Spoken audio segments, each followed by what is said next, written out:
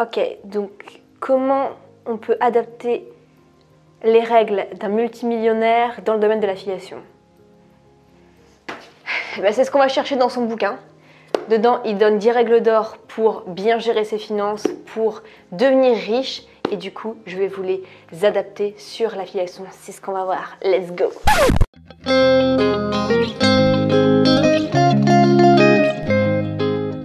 La première règle d'or, c'est savoir ce qu'on veut vraiment dans la vie.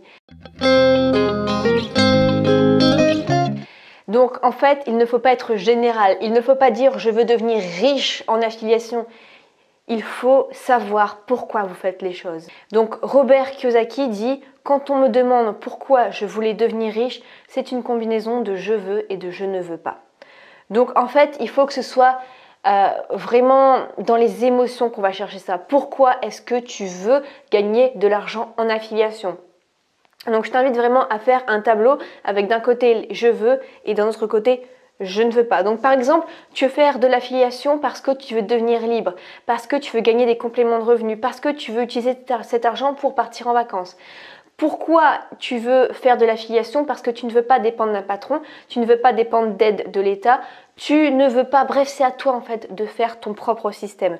Donc vraiment, faites un tableau de je veux et de je ne veux pas, parce que quand vous avez ça, que c'est clair dans votre tête, vous savez pourquoi vous faites les choses, pourquoi vous levez le matin, et ça vous donne vraiment la force de continuer tous les jours et d'avoir des résultats. La deuxième chose, c'est de faire vraiment les bons choix, c'est-à-dire dans quoi vous allez vraiment investir votre argent intelligemment. Est-ce que vous allez investir cet argent pour, par exemple, acheter un nouveau logiciel en affiliation et le tester et ça va vous rapporter? Ou alors est-ce que vous allez investir peut-être 30, 40, 50 euros dans un 12e pull de la couleur rose par exemple, alors que vous en avez déjà plein? Donc c'est à vous de voir pour faire les bons choix de manière intelligente. Il dit par exemple à la page 253, une de mes amies a vu récemment son appartement se faire cambrioler. Les voleurs emportèrent sa télévision et son lecteur de DVD et laissèrent sur place tous ses livres. Et nous avons tous ce choix, je le répète. 90% de la population achète des téléviseurs et environ seulement 10% achètent des livres sur les affaires ou des DVD concernant les investissements. Donc, qu'est-ce que tu vas faire de ton argent? L'investir pour toi-même, pour ton business, pour croître, pour acheter des actifs? Ou alors tu vas le dépenser et ça ne va pas te revenir, ça va être de l'argent définitivement perdu. Il y a aussi cette citation qui dit que les riches possèdent de grandes bibliothèques et les pauvres possèdent de grandes télés. Donc c'est un peu contradictoire de base, mais si vous y réfléchissez vraiment bien, c'est vrai qu'on se dit c'est vrai parce que les riches, qu'est-ce qu'ils font? Ils se forment constamment, ils apprennent constamment de nouvelles choses. Du coup, ça, ils mettent en application et derrière, ça paye dans tous les sens du terme. Alors que juste regarder la télé et être passif devant sa télé, on va rien apprendre d'exceptionnel et du coup, on va rester pauvre. Troisième conseil, et pas des moindres, c'est de bien s'entourer. Faites attention avec les personnes qui vont vous décourager, qui ont peur, qui vont projeter leur manque de courage sur vous parce que eux n'ont pas réussi à faire quelque chose, du coup ils vont vous décourager ou vous dire c'est pas possible, mais parfois peut-être même c'est pas fait exprès, c'est juste que dans leur mental ça correspond pas à ce qu'ils ont toujours appris en fait. Par exemple, si je dis à n'importe qui là, à un des voisins que comment je gagne ma vie c'est en faisant des vidéos sur YouTube, ça va être bizarre pour eux parce que c'est pas un métier normal, mais si vous empruntez le sentier qui est justement le moins emprunté, ça va vous amener vers des résultats vraiment différents de 99% de la population. Et s'il y a peu de riches et autant de pauvres, c'est parce que les pauvres font tout de la même manière. Si on réfléchit différemment, si on côtoie des gens différemment, ça va être différent. Donc c'est Jim Rohn qui disait qu'on est la moyenne des 5 personnes qu'on fréquente le plus. Et tout à la fin du bouquin, justement, comment il résume ça? Mon environnement, les 6 adultes avec qui je passe le plus de temps. C'est clairement ça. Ça va devenir normal pour vous de fréquenter des personnes qui ont déjà les résultats que vous voulez en fait. C'est ça l'objectif. Si vous voulez avoir des résultats en affiliation, suivez ma chaîne, suivez des personnes qui ont vraiment des résultats en affiliation ou pour eux en fait, c'est normal de gagner, je sais pas, au minimum 500 € par mois. Parce que si vous côtoyez des personnes où déjà gagner 1 centime sur internet c'est pas possible, ça va être difficile pour votre mental. Donc il dit comme ça, un avertissement, ne prêtez pas oreille aux gens pauvres ou aux gens apeurés. Je possède de tels amis, je les aime tendrement, mais ils sont les petits poulets froussards de la vie. Quand il s'agit d'argent, surtout d'investissement, le ciel leur tombe sur la tête. 4e règle, ça va être de se payer vraiment en premier. Ça, toujours le faire, c'est ce que je fais depuis des années, c'est ce qui me permet d'économiser vraiment de manière intéressante sur le long terme. Parce que si on se paye en dernier, souvent il ne reste plus rien. Donc toujours la priorité à se payer en premier. Si vous gagnez des gains en affiliation, moi ce que je fais en fait, c'est que mes gains en affiliation, bah voilà, je les déclare, mais ce qui me reste en net, eh bien je vais les mettre sur un compte spécial pour ça. Donc c'est intéressant pour ça en fait, dès que je gagne de l'argent, je le mets de côté et du coup bah, c'est intéressant, ça fait comme un jeu parce qu'on a envie toujours d'aller chercher plus loin, de se dire ok bah, cet argent là c'est uniquement créé avec de l'affiliation, donc on a envie de faire plus et c'est motivant de voir que le compte grossit. Donc il dit que l'assertion payez-vous en priorité est tirée du livre L'homme le plus riche de Babylone de George Clason.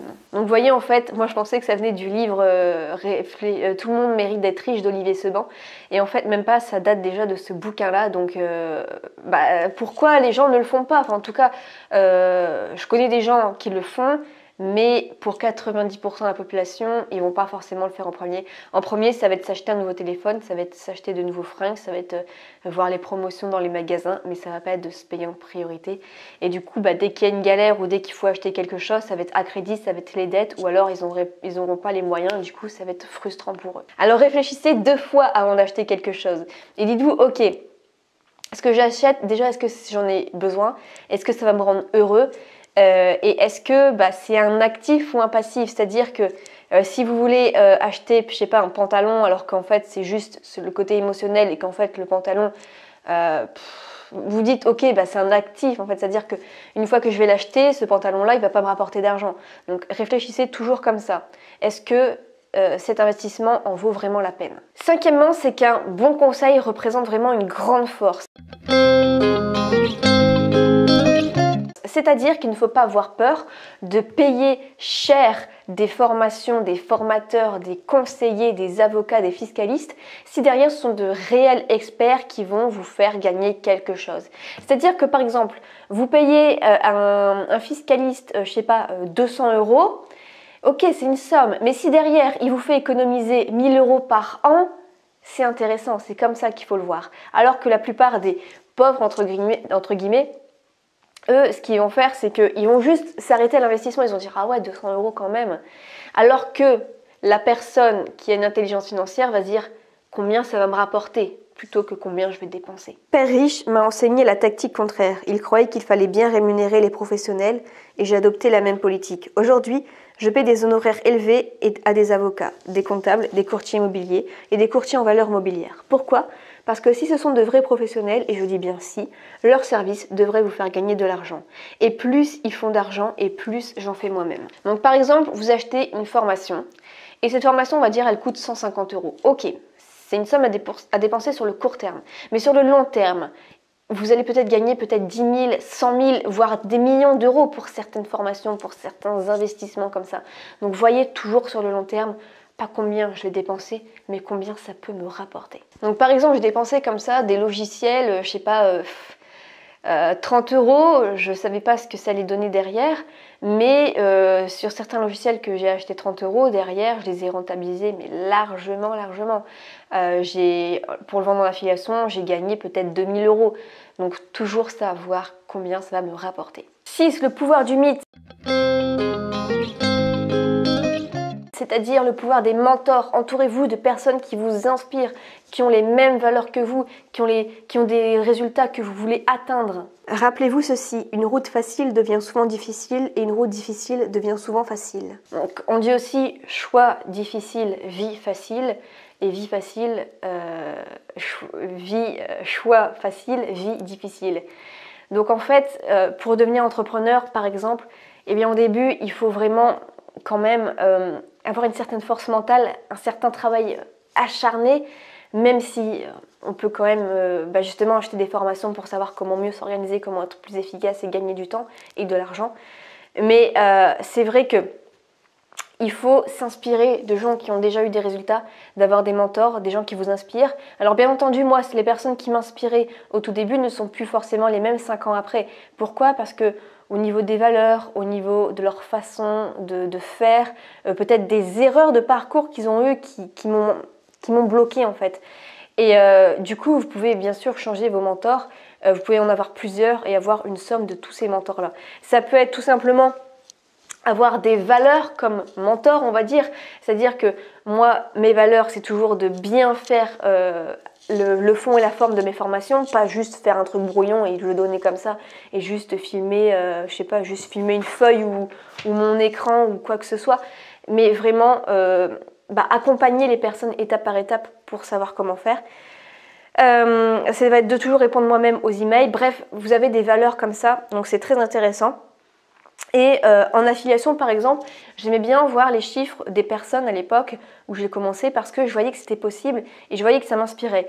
Je raconte souvent l'histoire, en fait je faisais de l'affiliation pour un formateur et rien qu'avec une formation, le mec en fait il avait vendu pour 3000 €, enfin il avait eu 3000 € de commission. Et du coup moi j'en étais à l'époque peut-être à 50 €. Et du coup en voyant que c'était possible par cette personne qui m'a envoyé sa capture d'écran, et par derrière, du coup, ça a conditionné mon cerveau et j'ai même fait, même plus que lui, plus de 3000, plus de 4000, je crois que j'étais dans les 5000 même. Et après, sauf qu'il a fermé le programme. Mais du coup, c'est pour vous montrer la force d'avoir des mentors, des gens qui vous inspirent, qui ont déjà des résultats. 7e et dernier conseil, c'est le pouvoir de donner. C'est-à-dire, n'ayez pas peur vraiment de donner gratuitement. Ça se fait énormément parce que donner, c'est recevoir en fait. C'est la règle de la réciprocité. Si vous aidez quelqu'un sur YouTube en donnant des conseils, eh bien peut-être qu'au bout de 6 mois, la personne en voyant 2 vidéos par semaine de vous, elle va se dire ok, j'ai assez confiance en cette personne-là, elle m'a beaucoup aidé déjà gratuitement. Et c'est juste une forme de remerciement d'acheter la formation parfois par derrière. Ou c'est juste une forme de ok, j'ai assez confiance et je vais acheter la formation parce que j'ai envie d'avoir les mêmes résultats que cette personne. Donc n'ayez pas peur de donner gratuitement. Par exemple aussi, n'ayez pas peur de donner peut-être un coaching gratuit si la personne achète votre lien d'affiliation d'un logiciel qui va acheter à vie en fait. Vous allez toucher des commissions vraiment chaque mois. Donc ça c'est un exemple. Donc il explique, si je pouvais te léguer une seule idée, ce serait celle-ci. Chaque fois que tu te sentiras à court ou dans le besoin de quelque chose, donne d'abord ce que tu voudrais et cela te reviendra au centuple. Cela est vrai pour l'argent, l'amour, l'amitié et un sourire.